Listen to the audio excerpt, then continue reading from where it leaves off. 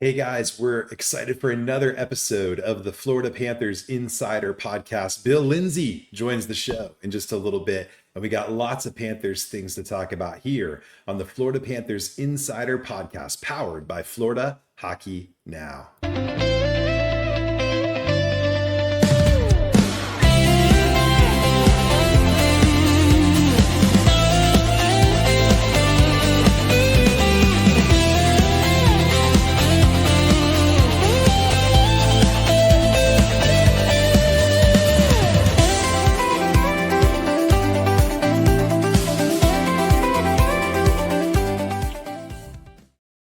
Well, hey guys, welcome to another edition of the Florida Panthers Insider Podcast. My name is Josh Lichted. With me is the man, the myth, the legend, the editor-in-chief of FloridaHockeynow.com, George Richards. Josh, how are you, buddy? What's What's happening? going on, man? What's the word? What do you got cooking? Oh, we got so much cooking today. We've got an awesome show, and we had an awesome show last week. Wasn't that Oh incredible? yeah, Bill Zito joining us. dude. If you People missed that people loved episode, that show. People loved it. Bill was great, and it's the talk of the town, my friend. Everybody's talking about the Bill Zito episode 2 of the Florida Panthers Insider. Go check it out if you did not see it last week. But Bill Zito joined us and was terrific. We talked about a whole lot of stuff. Some Panther stuff, some not. It was great. yeah, I'm looking forward to a future baseball episode with Bill after hearing some of his Yeah, I saw stories, him. man. Saw him Thursday or Saturday. I forget what day. Um, at the Panthers, and we were talking. And I was like, "We're going to do that baseball show.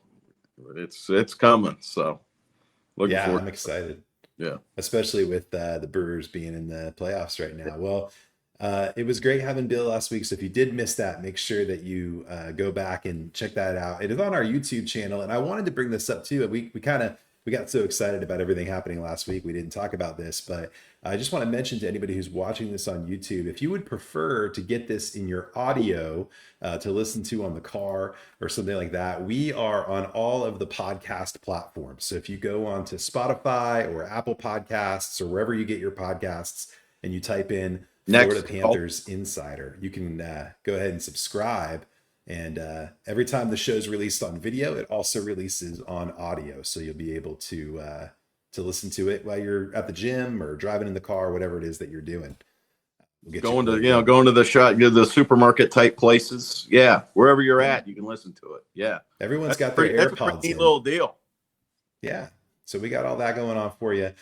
So we want to make sure that you do that and get tuned in. And of course, we'll be here on YouTube as well if you prefer the video version of the podcast as well. Well, let's get right into it, George, and talk about what's been going on in Pantherland. And specifically, the Panthers took their first loss last night against the Philadelphia Flyers. It looked worse on the score sheet than it really was, with a couple of empty netters there. But let's talk about it. What were your thoughts from the very first loss for this Florida Panthers squad since they won the Stanley Cup last year?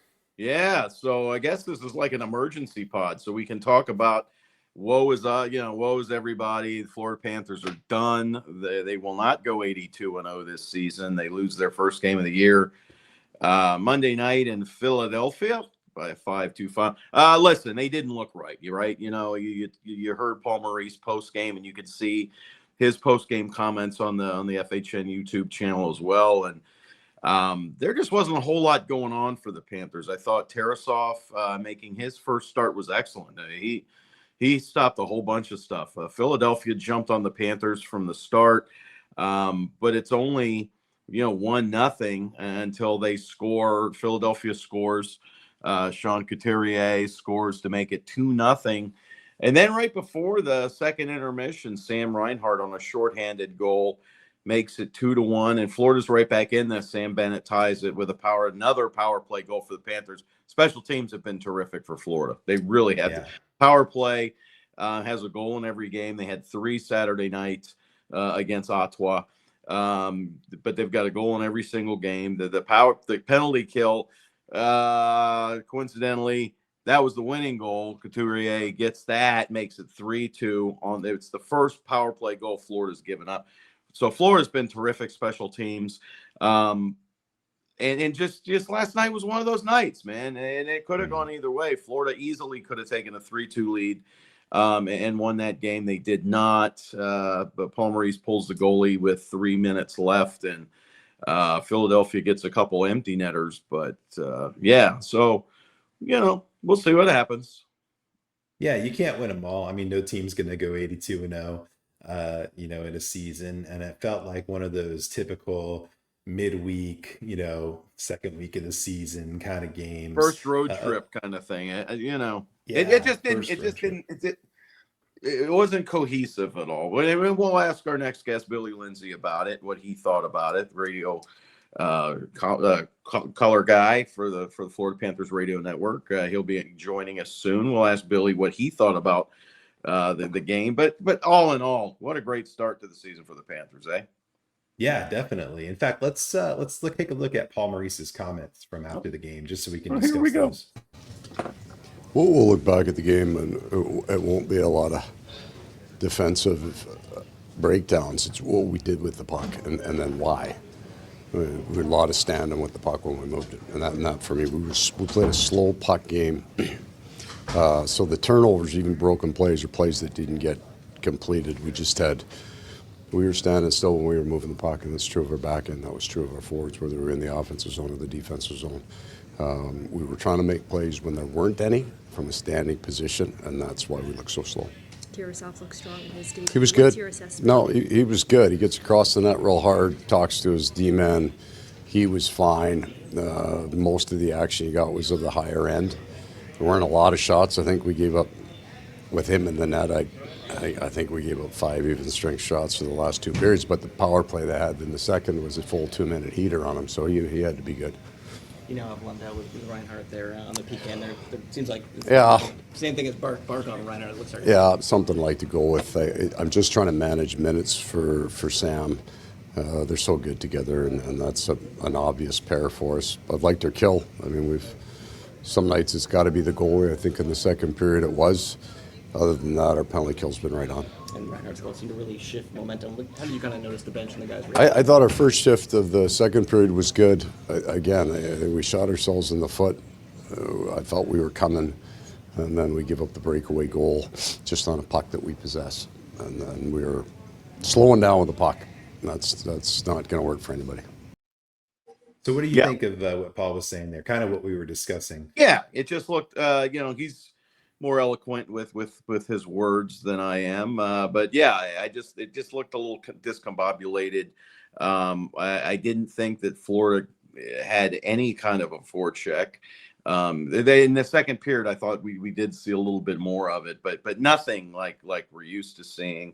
And again, that first period, like you said, that first period power play by Philadelphia, that was a full 2-minute heater. Florida could not get the puck out of the zone, so nice job by Tarasov. Making some big stops. And I was saying, Tarasov looks fantastic moving side to side.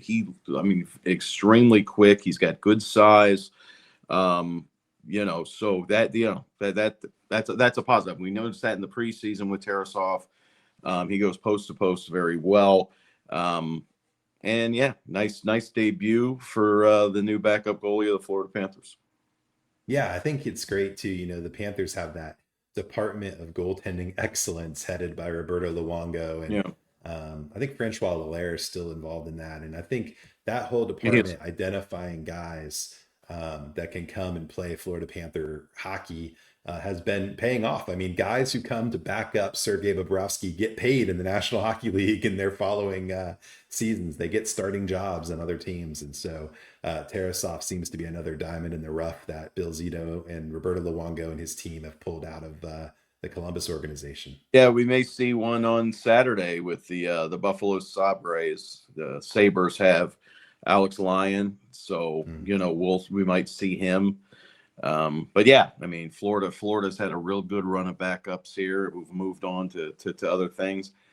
Tarasov's 27 years old. I don't know if it looks good. He is not going to be a one and done guy unless it doesn't go right here. Right. That's just my thought. I think that's why he was brought here.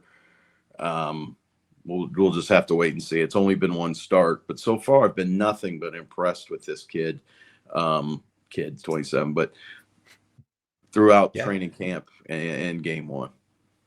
So the Panthers have this trend, George, that seems to be reoccurring. There's a couple of trends. They've been winning a lot, a couple They're championships in trendy, the last man. They're couple of years. trendsetters. They've also been locking up guys long term, and they did that again this week on his birthday, nonetheless, Happy signing birthday, Gadjevich to a Gadjo. 2-year contract extension around $900,000 on an annual average. So. Yep. Obviously, Bill Zito and the crew have been locking up guys that they think are part of the core culture of the Panthers. Mikola getting locked up earlier this season, guys in the offseason, the big story, signing lower AAV deals to stay. What are your thoughts on what Gadjevich brings to the Panthers, and why are the Panthers going ahead and committing to him for the next couple of seasons? Gadjevich, right? Because look, listen, when he got here from San Jose, he came here injured. He had a hand injury from the Sharks. The Panthers gave him a 1-year deal. Then very quickly, he hadn't even been really playing. They gave him a 2-year extension, and now he gets another 2 years. So the Panthers really like him. They like what he brings on the ice, off the ice. He's a great guy in the room, and obviously he's a big part of that fourth line. In the playoffs last year with AJ Greer and Thomas Nosek. He looks like a fixture here now. And now, you just talked about Nico Mikola, got his extension, a little bit, a bigger deal there at 8 years. So that leaves Sergei Bobrovsky. You've got AJ Greer, who I believe is on the last year of a 2-year deal with Florida. So they've got some work they've got to do here.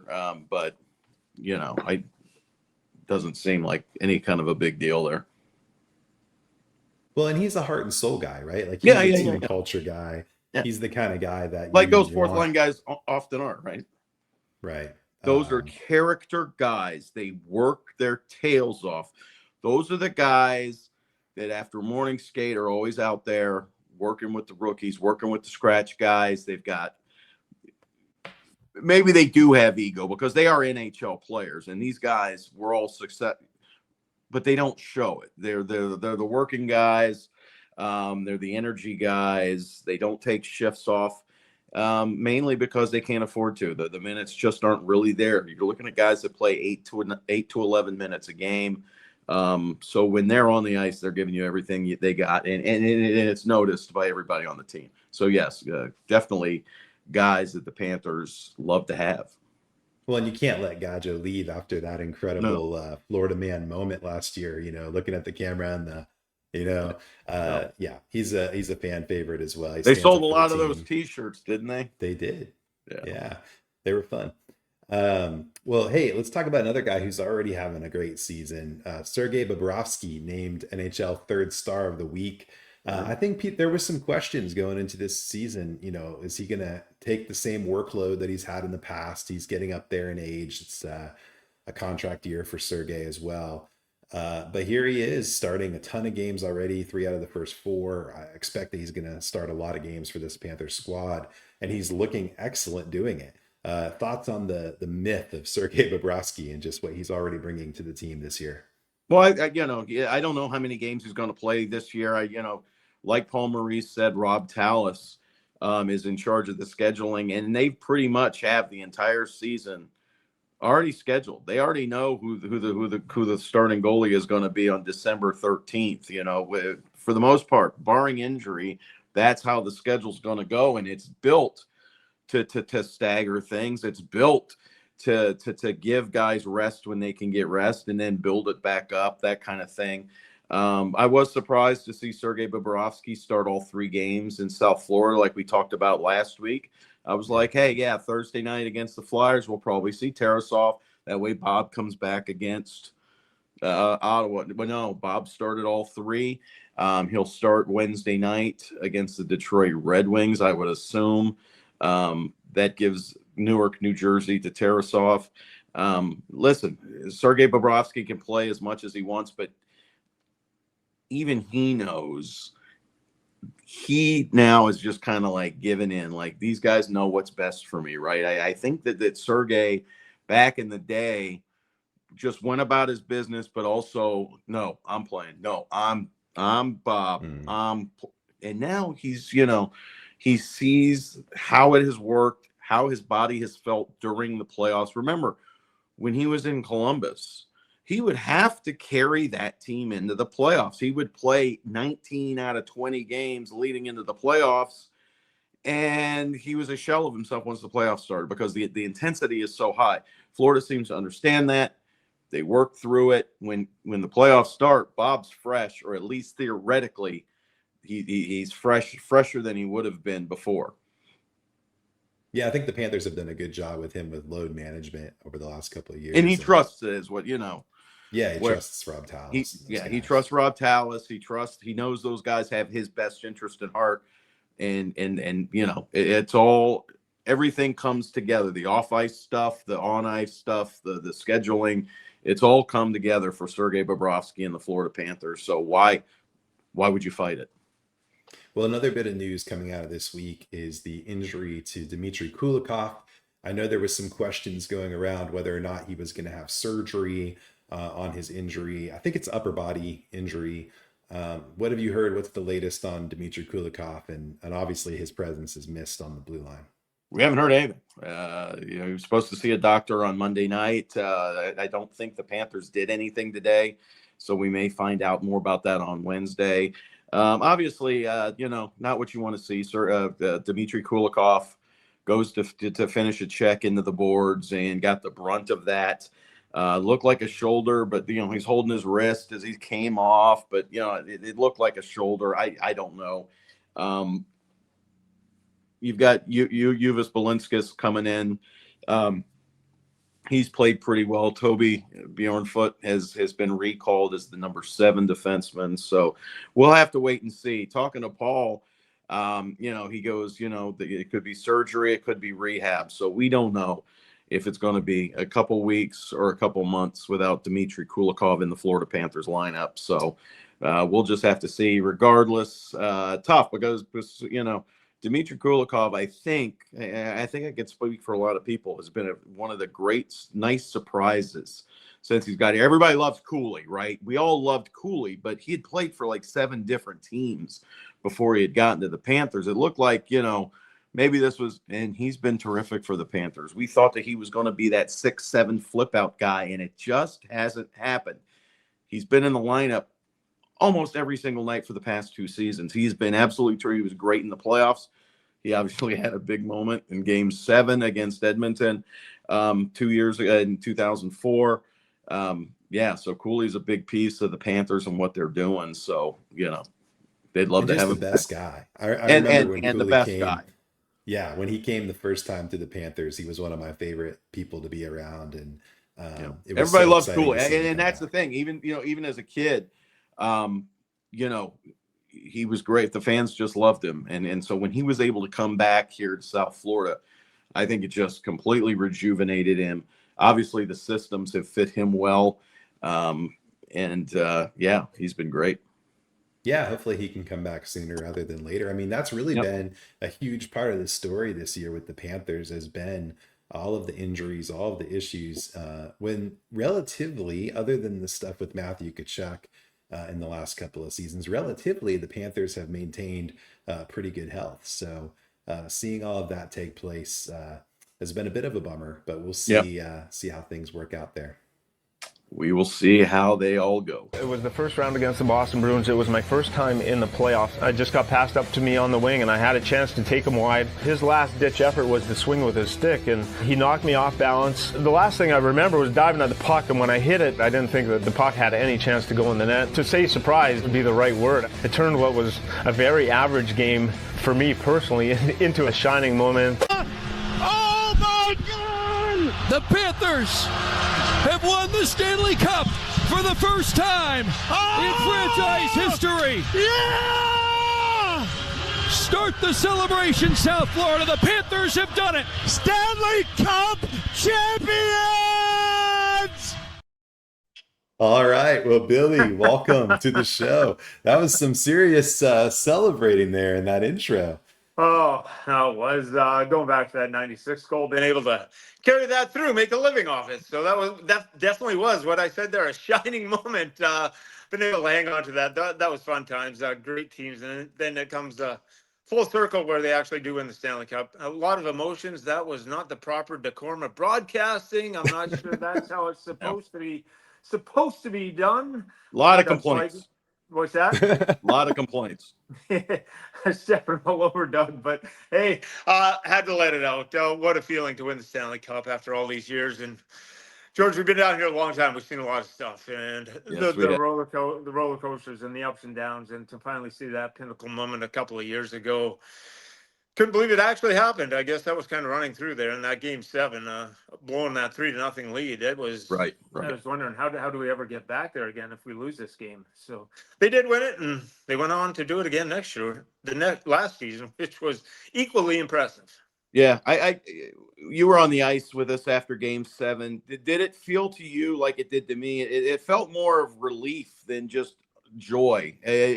After being up 3-0, I think we talked about it. If the Panthers would have lost Game 7, they never would have shed that, right? I mean, that would have hung over this organization for some time, and those players.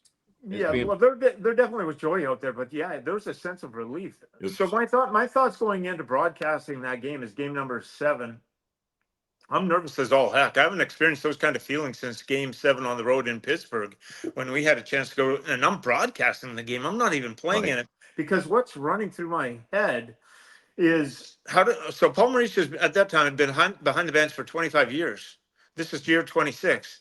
If he loses that Game 7, how does he come back and motivate a group and say, okay, I got to get back there again after all this to try and win a Stanley Cup? The Panthers, you've been to 2 straight Stanley Cups. You have a 3-0 lead.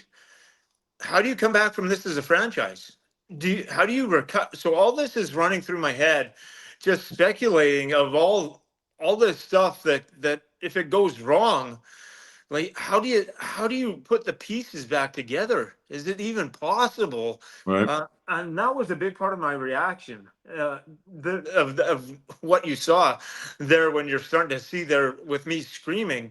Is that was relief, and it was pure joy at the time too. But to get it done, you're going back to World War II, Toronto Maple Leafs. Like this never happens, doesn't happen, and that's another side note upon it. So yeah, seeing you on the ice, George, relief was a big part of it. And you talk about that World War II thing, and we had to look up who that was. That it was the Detroit Red Wings, right? And they were, if you read their story, they were like a bunch of fill-ins or something. It was just like a weird. This would have lived on. This was up there with the, like Paul Maurice joked. Like we found out after the fact when Paul Maurice shows up the morning of Game 7 in Fort Lauderdale, ESPN is on all the TVs, and it's got that giant banner, biggest choke in sports history tonight. And he had to get the equipment guys to come change all the TVs before the players could see it. It was, but the Panthers, to their credit, that day they were calm and cool and like, yeah, all right, yeah, Game 7's what we play for. And then they went out and got it. Yeah, that's the beauty of sports, is that now you forget about it, right? Now you're champions, and you've been able to do that.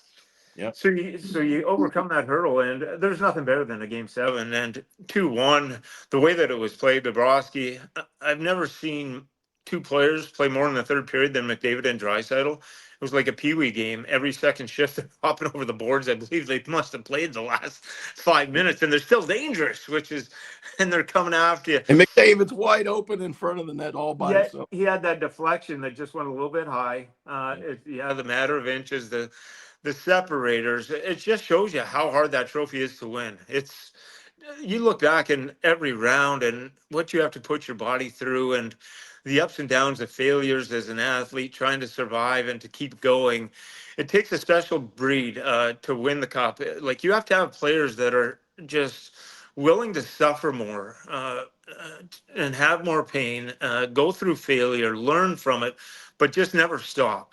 I guess that's maybe why you see that calm, relaxed feeling that you talked about, George, going into Game 7, is that there's this understanding here that we're good. Our best is better than their best. That's what they felt in the dressing room. So if we play our best tonight, we're going to win the hockey game. I firmly believe that's what's going through that room, and that, look, we've been able to train ourselves, push ourselves harder. We can do it. We're deeper than Edmonton. Let's just do it in Game 7. Let's put the proof in the pudding when it matters most. Yeah. Well, Billy, I think, we talked a little bit about, and we showed that clip of you scoring that goal, but you've been around the Panthers organization for a long time. And you've been there from the 96 run all the way through now. Could you just talk a little bit about what it's like being around the organization, going through all those years of no playoffs and frustration and giving away free tickets and all these things, trying to get people to come watch games, and now back-to-back Stanley Cup champions? Like, that yell in that radio call, I think is powerful for fans who have been around for a long time, because we all felt that relief as the Panthers lifted the cup. Yeah, so to be around from the early 90s, we got it hopping pretty good right out of the gate. Being one of the most successful expansion franchise, to go to the Stanley Cup in year 3 with that team, we had no business being in the Stanley Cup, but we made it, and it was hot. Hockey was jumping. I was like, this place can succeed down here. We did things right. We had a good team, leaders, a bunch of people that the fans could root for. And then all of a sudden, after 97 go there, and then 98, everything starts to go downhill. And not only go downhill, it becomes a train wreck for a lot of years that you just can't piece back together between ownership and getting the right players in here. And you're always, as you talked about, giving out those free tickets, telling the fan base, well, it's going to be next year. We're going to be better. Next year is going to be better, but it's not. It's not. It's a few playoff appearances sprinkled in, but you're not going anywhere. You're not close to a Stanley Cup contender. So the frustration from the fan base that if you stick around, and players, and it hurts as a former player being around, now you're a true fan of the team. So it's kind of soul crushing. But the beauty, I guess, of all this is that, so you're going to go through, life hurts, right? Like, it's going to hurt everyone at some point. And I think sports are a great parallel to life. You just don't get through it unscathed. It's just impossible. There's going to be something that tests you to your ultimate core. There's going to be something in sports that's going to be able to do that same sort of thing. So sports was down, hockey was down. It wasn't there, but that kind of test, the fans that stuck through it, that test of resolve to see and to come back year after year, for me to be around it and see it and just believe and hope. And when Mr. Viola takes over the team, all of a sudden you see all this failure that has happened, and all of a sudden it starts to turn and go the other way. And now you realize, okay, we got an ownership that's committed to winning here. We got a GM, we got a coach, we got players. Now we definitely have a chance. Yeah, and now you're starting to go the other way. You're like, yes, wow, this is a real possibility. And you get to that Stanley Cup against Vegas and realize, like, Paul Maurice and the GM Bill Zito and the moves that they're making, and Mr. Viola, the servant leadership that he believes in is huge, and I agree with that. Like, your leaders are there to serve other people, and we have that in Barkov and Kachuk and this whole organization. They lead, but they serve everyone else underneath that. That was the same with Skrudland and Mellenby. They led by examples, and they were able to teach players like me underneath of how it's done. I was like, okay, we're on to something. So then you get there, and then you're talking about the Stanley Cup and the L. Would I trade for, like, being a really good team, going on deep playoff runs, but never winning that Stanley Cup, or have all those bad years and have what we've had these last 4 years? Yeah. Damn right. That pain was worth it. That pain. Trade right now, eh? Yeah. What's that? Nice trade. Yeah, it's life's great, but right when you're going through that, just like other things, and sometimes it sucks. There's no other way to put it. It sucks, and it's hard. But the where you get in life as a person, though, is that when life's hard or sucks, is that it kind of weans out. Like, do you stop there, or do you quit, or do you keep going? Like, do you have the ability to say, okay, well, I was able to get through that. What did I learn? Now that makes me better. Okay. Well, Mr. Viola, I firmly believe when he took over this team, he was able to evaluate, well, a lot of this stuff. And then he learned, and then he stepped away. He put people into positions, but he was able to learn from our past failure. Well, we've gone through this. We got people here, doesn't work. So it's just you fail forward, you understand, and all of a sudden this great glory is reached, and it's like in sports, the Stanley Cup. It's those moments where you're truly alive in life. They don't count. Like I would go to like getting married or people that have children, their first birth. There's certain moments in life where you're totally engrossed. Like there is no future, there is no past.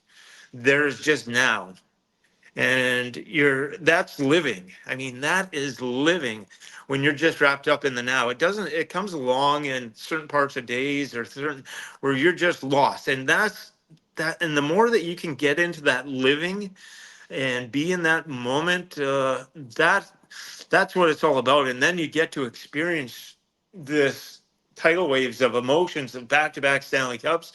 Then you realize, yeah, that's what I'm talking about. All that, yeah, going through it, yeah, it's made me a better person or a better team, or yeah, and that's what's happened to this Florida Panther group.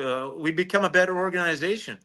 The people that have stayed around, Josh, all you guys that have been covering this team, what do I write next? Like, how do I write a story that's going to be positive next? George, you've done it for a long, long time, and all of a sudden, okay, well, now how easy is this for you to write some stories now? It's actually harder. You can't rip the team, right? Yeah. People want you to rip them, and you're like, "What are you talking about? How am I going to rip them?" Yeah. So all that kind of stuff. Everything's turning up roses, you know. And so now you get to enjoy the success, and it's part of it. And that's one thing that I took in last year, that not so much in the first year, but in the second year, like when I went on the road with the team, or when I was in a press meeting, when I was watching the games on the ice, like I was soaking all this in, because I'm starting to realize, like, this is greatness. Like this is greatness. Glory days, right? The Yeah, glory days so are here like right now. like you might never get this. So I was ultra sensitive to every press conference, every game, to every kind of what's going on off the ice with the fan base, watching the celebrate. Like, so you understand, like this may never come again. This may never come. Enjoy. So that was my main focus during that playoff run, is just really relish this opportunity to soak in the greatness that it is greatness that we are experiencing. How many people, Bill Lindsay, for the folks listening on the radio or however you get these podcasts, radio, Bill Lindsay's joining us here on the Florida Panther Insider. How many people, Bill, have told you, I was there, Miami Arena, 1996, when you scored that goal? The place only held 15,000, right? Like, yeah, there's been a lot of people that's come up to me over the years and said, "Yeah, I remember." 100,000. I mean, like they're the whole world was older. there. I went to I had to go to emergency care for one day. I forget what it was. Nothing major, but I just had to run in there and see the doctor. And so the doctor says, "Are you Bill Lindsay from the Panthers?"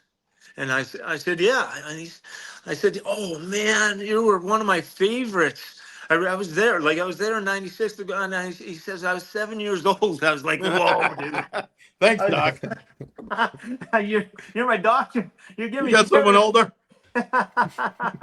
So there's a lot of people that's changed. It's funny to watch the recognition, and some of these fans that have been through it. They've actually that's why I love South Florida so much, and it's become such a home for me. So many people like yourself or anyone, like I have so many friends and relationships that have been built through, like, fans are friends of mine. Not only in like people that I become. It's just a place I've loved. Like, I love the Panthers. And I love South Florida. It's just, for whatever reason, when I stepped off that plane from day one, I was like, yes, this is for me. Sign me up. And our training camp was up in Deerfield at the hotel there. And I live 5 minutes from there. And I say to my wife sometimes, like, I said, this is like 32 years later. We live 5 minutes from where we went to training camp. If you would have told me that all those years ago, I said, you're nuts. But it's happened, and it's real, and it's phenomenal. And you're not the only one that stayed. We were just talking about Jonah Gadgevich and Nico Mikkola, who just signed extensions.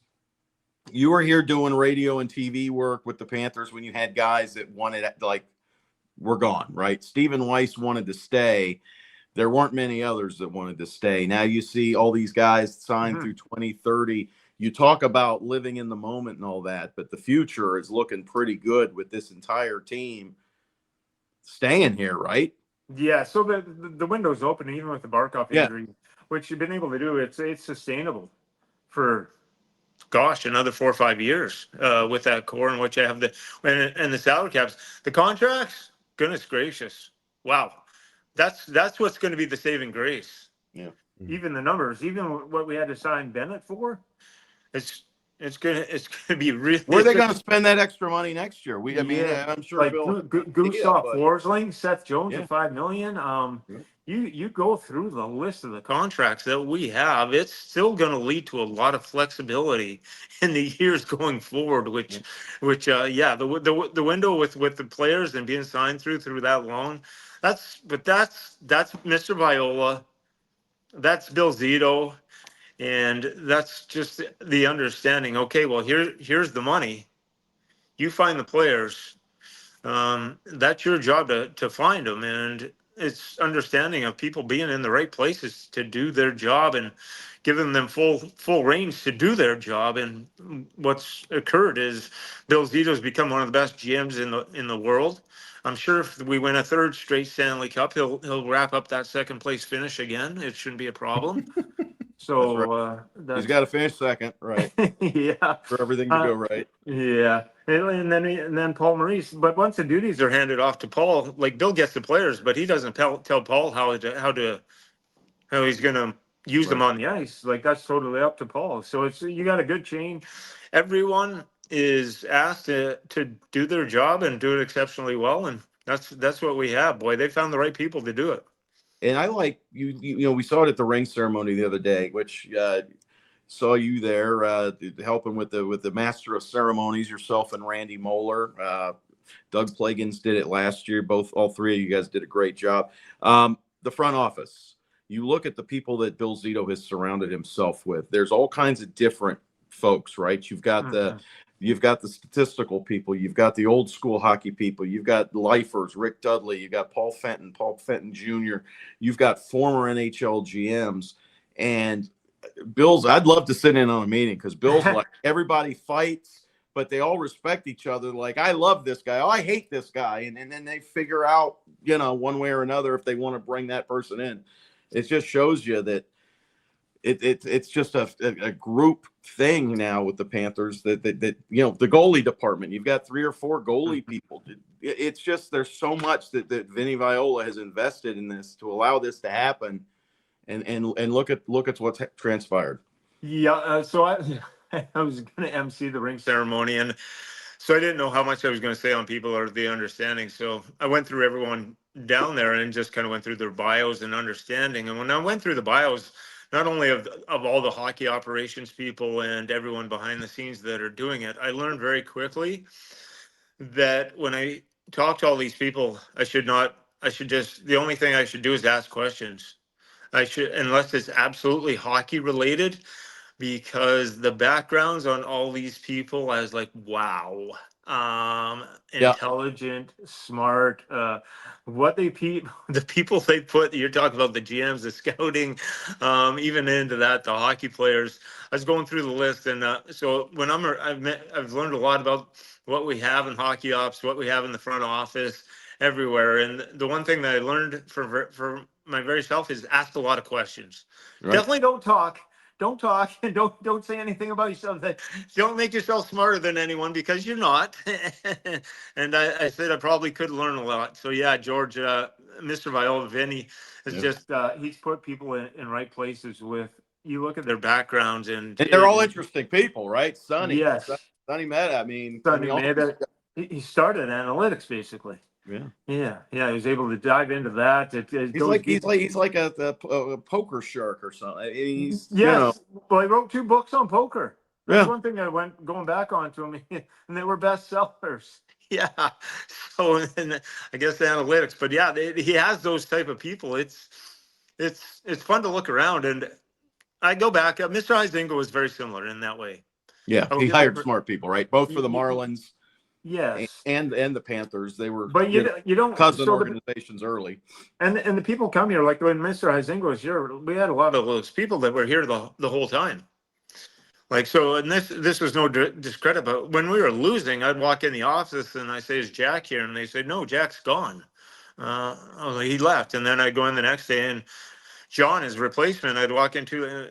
I met John for a week. Was John here? I was talking to him. He was Jack's replacement. No, John's gone.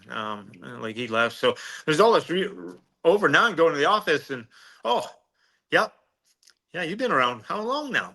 8 years? Yes, maybe 9, 10. People come, you win, they stay.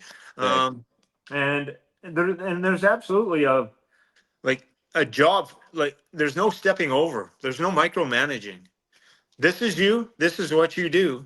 This is me, broadcaster, learn to play programs hockey. You do that. And you do it to the best of your abilities, and things are going to be okay, and we'll make this work. And that's where this organization has been able to get to. How do you like doing the TV radio? You work for NHL Network. Yeah. You work radio with Doug. You've done TV with Goldie. How do you? I mean, that's been a pretty neat transition, I would think. You're able to go to you're part of it, man. You enjoy it? Yeah. So I see you prep every time I come into your booth. It's yes, my man doing the homework. Well, I always say part of that is for the games and that, and all of this process when you got to be on NHL Network, you got to make sure. So it's understanding. So it's just more repetition that's going through my brain. But yeah, the broadcasting. So in Germany, I had a contract to go back, probably go in Germany and play a couple more years. And I came over, and Jormark was there at the time, and the radio position was open, and I just inquired about it. Randy was going to move to play-by-play. Right. Yeah, so I was wondering, well, the color, and I asked, and they offered me a job, and it wasn't the money I was going to make over in Germany, but I told my wife, I said, I have no idea at all what I'm going to do after hockey, like zero, none. So that was my lead in. Like I said, yeah, maybe this is a jumping off point. Let's call it a hockey career, and let's try and start something else. And to go into radio and that, and to television, it was hard. It wasn't easy. I wasn't good at the start. Bad. I'll be honest, admit that. There's rotation. There was a learning curve. I felt over the years. I've learned how to study, how to be better at it, to get on TV, and it's still to this day is something that's challenging for me, which I love. Does. It's hard. I'm not always the perfect, well-spoken, clean. It doesn't come always easy to me. So there are parts that, okay, well, you got to put in the extra work. You definitely have to make sure that maybe when you get there, you study a little bit harder, you focus. I watch back everything that I do on TV. It's uncomfortable, but learn. So that's the best part of being in a job it's challenging to me, and I love it. I absolutely love it. Radio, NHL Network, doing TV with Goldie, to see to where it was. Gosh, it's embarrassing to think back of where it was at some points, but to get here and to be able to stick with it and see through it, it's one of the best jobs I could ever imagine. Billy, did you have any growing up, like listening to sports radio? Did you have any influences, guys that you liked listening to their call that you've tried to model some of the commentating off of? Yeah, growing up, so I came from an American family. No one had ever played hockey in my life. So, small little town in Canada, like on New Year's Eve or New Year's Day, we would have two TVs stacked on top of one another. We'd get the Rose Bowl and whatever, the Cotton Bowl at the same time. I mean, that's what kind of family I grew up in. So there were sports all over the house. And I go back to Leslie Visser, I believe, and John Madden, the old, or not John Madden, who am I thinking of there? Brent Musburger? Brent Musburger. Jimmy the Greek. There we Oh, go. Jimmy, I never would have got the Jimmy the Greek one. Yeah, so I go back to all those days and to learn up, but no, like I'll never forget, not play by play, but I'll never forget Howard Cosell's voice in my life. That's kind of just going into football and just growing up listening to Howard Cosell, and then when it Keith Jackson, remember him? yeah, when it became Pat Summerall and John Madden and Yeah. into sports, into football, on the hockey side of it, yeah, I never really got clued in and until later, until I actually started playing it and watching some games over there. And then there's been some great that have come through, but nothing that I would ever model myself out. I like to pick and choose different parts of aspects that I think, okay, that might work for me, or that could be, because there are so many different ways to go about it. There's literally 100 different ways, and it's all subjective. So I just try and take a little pinch from this and a little pinch from that, and just try and be myself and try and see what works. You're right, a little salt and pepper, and hopefully it comes together. Well, speaking of salt and pepper and questions and all these things, we're going to go to this segment. It's brought by our sponsor, The Infield, which is an awesome place to go get some wings and get some burgers before a game just a mile away from the arena. And Billy, we have this segment here with The Infield called The 3 Burning Questions. Ooh. And so All right. if you're willing, we'll start with the first one. You ready? Yep. Okay. The first question, burning from The Infield. How do you like your chicken wings, Billy Lindsay? How do I like my chicken wings? Whatever the oven roasted ones are the best for me out of the pizza places. Whatever that style is. With the You don't like them. You don't like them deep fried, eh? No, not deep fried. You're a healthy. Yeah, you're look at Billy No, Lindsay, by the way. it's no disregard. I like all wings. I will eat them all. You sit wings down in front of me, I'm eating them. No question. Spicy or whatever. If I'm going to go the deep fried route, I'm going to go hotter the better. I like hot. I like heat. So if we're going that route, I'm going heat. Bring the heat, baby. Bring the heat. I will eat any kind of chicken wing. You put it there. So that's it. But I like the coal-fired oven ones, just coming out with some onions. Oh yeah. No, those are good. That's With what. those Yeah, onions? those are the ones I was trying to get to. The coal-fired. Okay. Put some onions on them. Those are the ones that I tend The to olive like. oil and all that. Yeah, those are Yeah. excellent, man. Yeah. Good call. Good choices. Yeah. Okay, so here's the second question. Are you ready? Yeah. The second question is this. What is a childhood sports memory that really stands out to you? Whether your own game or a game that you watched on TV. You mentioned being a big football fan, but was there a moment in your childhood that was like the ultimate sports memory for you? Yeah, I believe it was Jim Plunkett and the Raiders. So I'm a huge Raiders fan growing up. My dad went to Oakland, watched the Raiders play, and he brought me home an Oakland Raider football helmet. And I was enthralled. That's going back to the Ken Stabler days, Dave Casper, Lester Hayes, the stick on you go through all those. So that's where it goes back to. But John Madden. Yeah. But it really got to. I remember Jim Plunkett, Marcus Allen winning the Super Bowl. That's the Raiders Super Bowl. Seeing them win the Super Bowl, those are my favorite shot. There was a couple of them, but that was it. Like I was Raiders through and through. Never It knew just that. didn't matter how deep. So going through Ken Stabler days up to the Jim Plunkett days and seeing them with Marcus Allen win some Super Bowls, that was probably my greatest childhood memories of sports. I've got a Los Angeles Raiders ball cap, like the one like Dr. Dre would wear. I'll bring it to the arena one day. All right. Awesome. All right. And then the third and final question is this, Billy. And I don't know if you got a chance to do this at all in the last couple of years, but if you were to have a day with the Stanley Cup and you could take it somewhere, do something with it, something that maybe you didn't get to do or haven't seen, what would it be?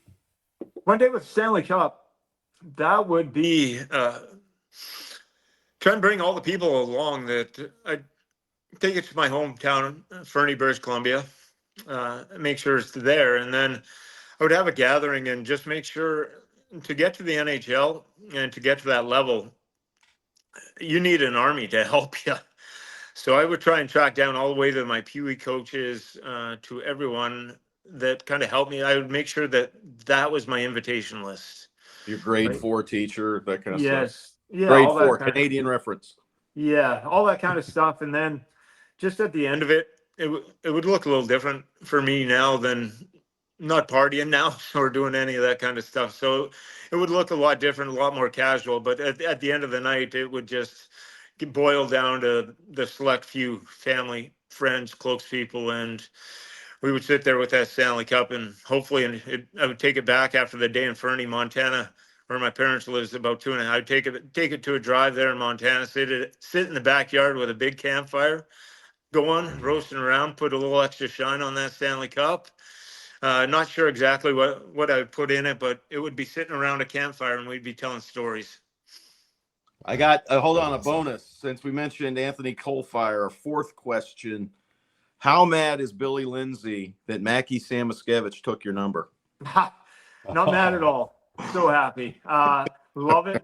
So went with me with no goals, no assists to Huberdeau, and Huberdeau wasn't a pure goal. There were some others in there, but lengthy ones. So let's go to Huberdeau, and Huberdeau's more of a playmaker. Scored some goals enough, but here comes Mackie. This is pure goal scoring.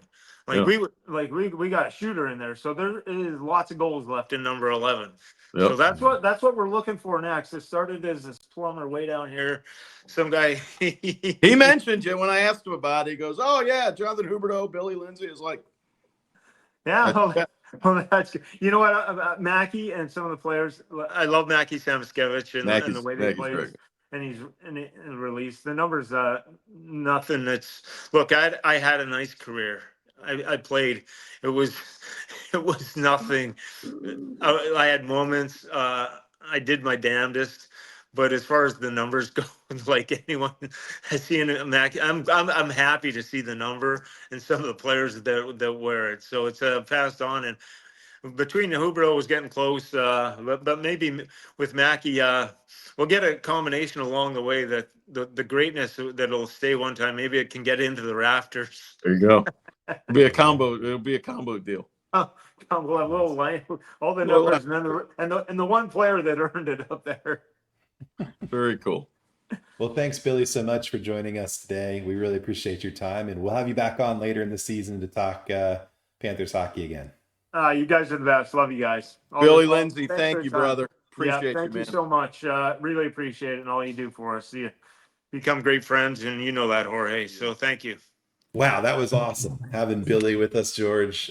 He's the best. Love that guy. Huge part of few people love the Panthers the way Billy Lindsay does, and I've talked to him about it. Seriously, that first day he was with the Panthers, he was like, "This place, I don't want to ever leave," and he did. But he came back, and then he came back again. And yeah, he's seen some of the bad times. He was part of those summertime barbecues. They'd bring out Billy Lindsay to meet the season ticket holders when the Panthers had like 250 season ticket holders, and so get him like to come out and soothe everybody. You take that for this, that's for sure. Yeah. I remember him coming out and kind of trying to sell the blueprint, right? We have a blueprint, right. We have a plan, and just kept never really coming to fruition. There's two things you can sell in hockey, right? Hope or winning. And there was the blueprint. Let's talk. I mean, the plan was right. You had all-star type players. You just didn't surround them. Mm-hmm. And then things went sour. But anyway. But here we are. So you trade all that for winning, like Billy said, and man, that was awesome. Well, talking about winning, the Panthers have some more of that to do coming up here. It's a long season that's just begun. So let's just quickly run through a couple of matchups in this next week, and maybe I'll just list them real quick, George. You tell us maybe some quick thoughts you have about those matchups. Wednesday night, we have the Detroit Red Wings, who have been on a little bit of a heater, playing really well in 2 games against Toronto this last weekend. The New Jersey Devils on Thursday, some back-to-back action. We might see Tarasov in one of those 2 games. Saturday, an afternoon game against the Buffalo Sabres. And then next week, the return of Brad Marchand to Boston to play against the Boston Bruins. You have some thoughts on some of these upcoming matchups, George? Well, we'll be talking in episode 4. I'm sure we'll delve hard into the Brad Marchand return to Boston. Yeah, real quick. Detroit obviously looks improved. That's an organization that I think we've all just were like, man, they're on the cusp, man. They were right there 2 years ago. They were right there. And then last year just never got going. The New Jersey Devils, last year, a lot of injuries kind of slowed them down. This year, they look like the team that we thought they might be a couple years ago. So New Jersey is going to be tough. New Jersey looks very, very good. Buffalo, woof, 0-3 as we speak right now on Tuesday night. Booed off the ice on Monday at KeyBank Center in Buffalo. 3 burning questions. How do you like your Sabres in Buffalo? They don't. They are sick of them. So that was my Buffalo wing tie-in. That's all I got. They have And a pretty Boston. That'll be fun. Yeah, they've had a rough go. The Bills had a rough weekend too, so they're struggling up there. I don't think the Bills care right now. Do you? The Bills No, I are think like, they're gonna there's be nobody okay. in the AFC East that can stick. We're fine. No, we lost in Atlanta. They're fine. Well, hey, just a couple of quick notes before we come out of the podcast. We mentioned this at the top of the show, but don't forget to subscribe to the podcast. You can get that on audio. You can get that, in all the different podcatchers. And of course, you can smash that like button on YouTube as well and get all the updates when we have videos coming out of the podcast. And then also, don't forget our major overarching company here, Florida Hockey Now. You don't want to miss out on that. Florida Hockey Now has. Look at you with the graphics. It's dancing. You like that? I like the dancing logo. It's like if look at that. So we've got some fun stuff with that. We got to make sure we check it out. I like to say the Florida Hockey Now is the New York Times of Florida Panthers news and information. You don't want to miss out on that. It's got all the best stuff, all the best interviews, and pretty cool little logo there. We got dancing. Yeah, and the dancing logo. I like it. I dig it. Yeah, very nice. It's a lot of fun. That was a nice surprise for me, Josh. You didn't even tell me about this. I'm tearing up. What a beautiful. Try to show you new stuff. And then also don't forget to follow along with us on social media as well. You can follow George on X at George Richards. You can follow me, Josh Loves Hockey. George has incredible Panthers content 24 hours a day. He's pumping out thoughts and breaking news and things like that. So that's definitely a place that you want to follow along for the podcast. So with all of that said, George, you got anything you want to say before we jet out? Having a lot of fun with you, Josh. This is good, man. Last week week 1 we went solo. Last week we had Bill Zito, and tonight we had Billy Lindsay, a Florida Panther legend, a playoff hero in 1996, Stanley Cup finalist, now a longtime broadcaster for the Panthers. So he is a big part of the fandom here in South Florida. All the fans know Billy. They love Billy, and it was great to hear from him. I asked him, Bill, would you like to cut? When? What time? Yes, done. He was in early, wasn't he? Billy's the best. Billy. And Billy, the craziest part, George, is we're just getting started, baby. This is only episode 3. We've got a lot of great guests and great moments to come. So. More to come, folks. Stay tuned. Check it out. Florida Panthers Insider Podcast. It's a good time. We love you, Panthers Nation. Go Cats.